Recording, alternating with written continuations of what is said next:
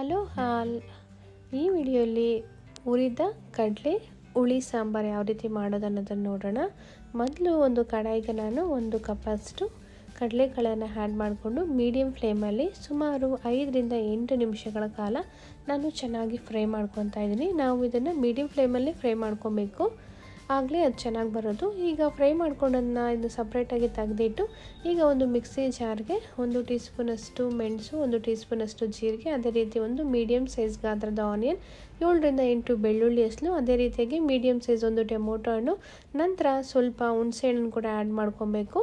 ನಂತರ ಸ್ವಲ್ಪ ಕೊತ್ತಂಬರಿ ಸೊಪ್ಪನ್ನ ಆ್ಯಡ್ ಮಾಡಿಕೊಂಡು 1 ಟೀ ಸ್ಪೂನಷ್ಟು ಸಾಂಬಾರು ಪೌಡ್ರನ್ನ ಕೂಡ ಆ್ಯಡ್ ಮಾಡಿಕೊಂಡು ನಂತರ 1/2 ಟೀ ಸ್ಪೂನಷ್ಟು ಟರ್ಮರಿಕ್ನ ಆ್ಯಡ್ ಮಾಡಿ ಚೆನ್ನಾಗಿ ಮಿಕ್ಸಿಯಲ್ಲಿ ಫೈನ್ ಪೇಸ್ಟ್ ಥರ ರುಬ್ಬಿಟ್ಕೊಬೇಕು.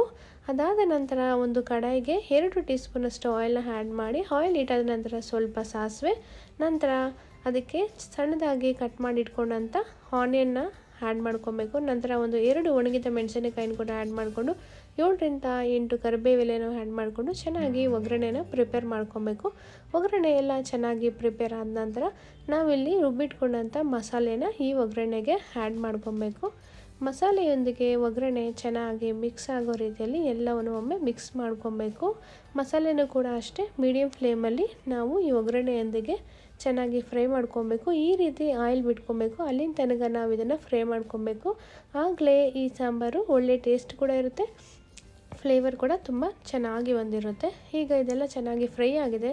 ಈಗ ಹುರಿದಿಟ್ಕೊಂಡಂಥ ಕಡಲೆನ ಒಮ್ಮೆ ವಾಶ್ ಮಾಡಿಕೊಂಡು ಇದನ್ನು ಮಸಾಲೆಯೊಂದಿಗೆ ಚೆನ್ನಾಗಿ ಮಿಕ್ಸ್ ಮಾಡ್ಕೊಬೇಕು.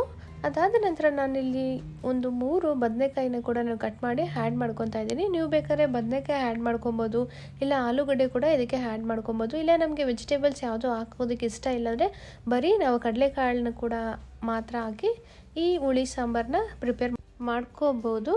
ಈಗ ನಾನು ವಾಟರ್ನ ಆ್ಯಡ್ ಮಾಡ್ಕೊತಾ ಇದ್ದೀನಿ. ನಾನಿಲ್ಲಿ ಮೀಡಿಯಮ್ ಆಗಿ ವಾಟರ್ನ ಆ್ಯಡ್ ಮಾಡ್ಕೊತಾ ಇದ್ದೀನಿ.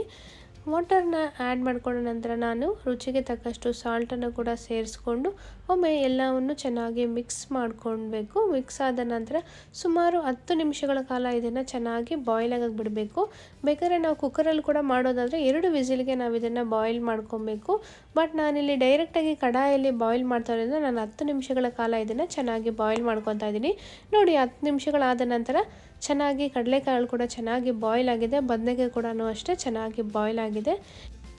ಹುರಿದ ಕಡಲೆಕಾಳು ಹುಳಿ ಸಾಂಬಾರು ರೆಡಿಯಾಗುತ್ತೆ. ಈ ವಿಡಿಯೋ ನಿಮ್ಗೆ ಇಷ್ಟ ಆಗಿದ್ರೆ ಪ್ಲೀಸ್ ಲೈಕ್ ಮಾಡಿ, ಶೇರ್ ಮಾಡಿ, ಅದೇ ರೀತಿ ಕಾಮೆಂಟ್ ಮಾಡಿ.